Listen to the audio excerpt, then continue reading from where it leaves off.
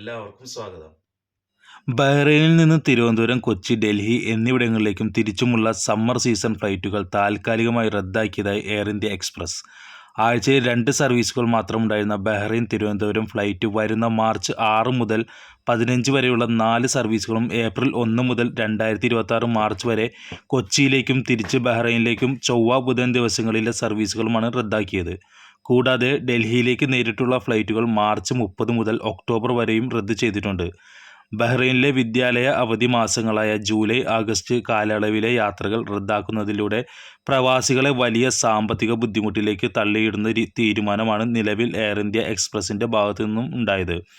ഫ്ലൈറ്റുകൾ റദ്ദാക്കിയതിലൂടെ പ്രവാസികൾ അവധി സമയം മറ്റ് വിമാന കമ്പനികളെ ആശ്രയിക്കേണ്ട സ്ഥിതിയാണ്. 300 ദിനാറിലധികം വരെ ടിക്കറ്റിനായി ഈ സാഹചര്യത്തിൽ ഒരു യാത്രയ്ക്കായി പ്രവാസി മുടക്കേണ്ടി വരും.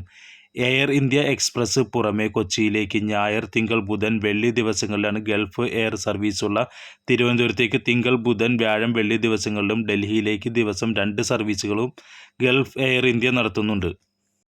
നിലവിൽ കോഴിക്കോട്ടേക്ക് വരുന്ന മാർച്ചോടെ ഗൾഫ് എയർ അവസാനിപ്പിക്കുകയാണ്. എയർ ഇന്ത്യ എക്സ്പ്രസിൻ്റെ സമ്മർ സർവീസുകൾ റദ്ദാക്കുന്നത് നിലവിൽ കോഴിക്കോടിനെ ബാധിക്കില്ലെങ്കിലും ഗൾഫ് എയർ നിർത്തുന്നത് മലബാറിന് വലിയ തിരിച്ചടിയാണ്. കണക്ഷൻ ഫ്ലൈറ്റുകളിലടക്കം വലിയ തുക ടിക്കറ്റിനായി മുടക്കേണ്ട സ്ഥിതിയാണ്. ഇൻഡിഗോ സർവീസുകൾ കഴിഞ്ഞ സമ്മർ സീസണിൽ കേരളത്തിലെ വിമാനത്താവളങ്ങൾ ബന്ധിപ്പിച്ച് ബഹ്റൈനിലേക്ക് സർവീസ് നടത്തിയിരുന്നു.